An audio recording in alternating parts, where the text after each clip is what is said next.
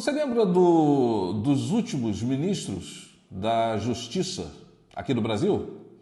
Olha, eu não vou falar aqui sobre Sarney, nem Collor, nem Itamar e muito menos Fernando Henrique Cardoso. Vamos esquecer essas eras. Vamos começar por Lula e Dilma, que em seus 13 anos no poder tiveram vários ministros da Justiça. Lula teve Márcio Tomás Bastos, na sequência ele teve o Tarso Genro, que havia sido inclusive prefeito de Porto Alegre e também governador do Rio Grande do Sul, não desqualificando aqui o ex-ministro Tarso, mas ai do Bolsonaro se ele coloca como ministro um ex-governador e ex-prefeito, né?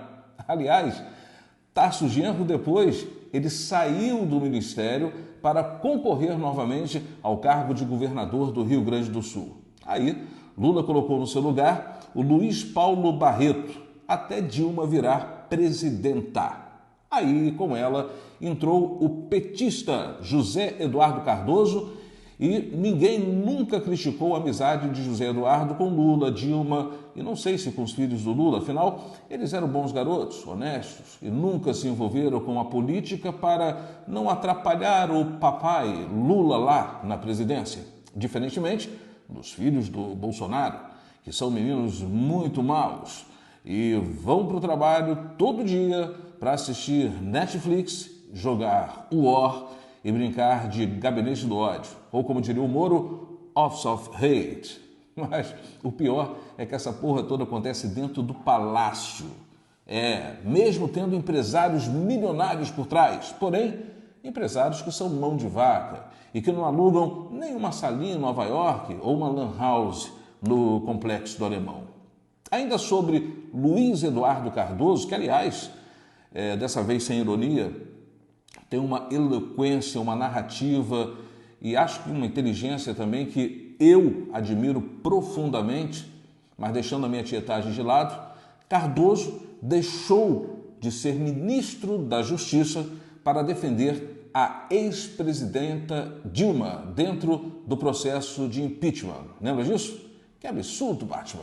Deixar o Ministério da Justiça para defender a presidenta. E como ficaria Gotham City? Perdão, Robin. A presidenta pode. Só seria um absurdo se ele saísse do Ministério da Justiça para defender o Bolsonaro. Não é verdade? Bom, depois que ele saiu para defender a presidenta, surgiu aí o Wellington César Lima, também Eugênio Aragão. Esses foram os outros ministros da Justiça de Dilma. Aí, depois, democraticamente, o Michel Temer virou presidente do Brasil, lembra? E trouxe para ser ministro da Justiça o seu amigão pessoal, Alexandre de Moraes. É que naquela época, a imprensa permitia a indicação de amigos pessoais. Entendeu? Agora, em seguida, Temer fez com Alexandre de Moraes aquilo que o Sérgio Moro pensou que o Bolsonaro fosse fazer com ele. Temer pegou o Alexandre de Moraes e botou nele a indicação do Supremo Tribunal Federal, onde ele está até hoje, no lugar de Teori Zavascki. Lembra do Teori? Sim, ele era nada menos que o ministro relator das ações da operação da Lava Jato no STF. Na época, disseram inclusive que ele tinha uma lista secreta com muitos nomes de políticos do alto escalão envolvidos na Lava Jato. Mas claro que isso era uma grande mentira, inventada provavelmente pelo escritório do ódio, que mais tarde se tornou o gabinete do ódio dos perversos meninos do Bolsonaro. O fato é que nessa história tão recente e sem querer querendo esquecida, o ministro Teori Zavascki morreu no acidente aéreo em Paraty, no Rio de Janeiro, local onde esse tipo de acidente é muito comum. Todo dia um avião cai lá e mata um ministro que não tem uma lista de políticos influentes envolvidos na Operação Lava Jato. Isso é muito comum naquela área. Aí, Michel Temer indicou para o lugar do falecido Teori Zavascki o seu amigão. Lembra? O Alexandre de Moraes, que era o seu ministro da Justiça. E o novo ministro da Justiça de Michel Temer passou a ser, então, o Torquato Jardim, encerrando assim essa confusão de troca de ministros da Justiça que nunca foi tão destacada pela imprensa. Afinal, elas não ocorreram com Bolsonaro. E nenhum desses ministros tinham o plano de se candidatar a presidente da República em 2022.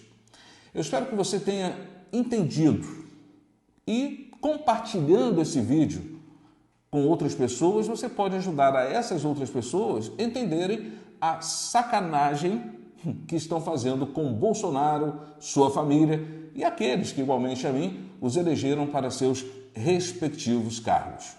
Eu sou o Márcio Mota, do movimento apartidário pró-Bolsonaro, enquanto a aliança não nascer. Meu partido é Saquarema. Lembra de curtir a nossa página no Facebook? E para você, um grande abraço.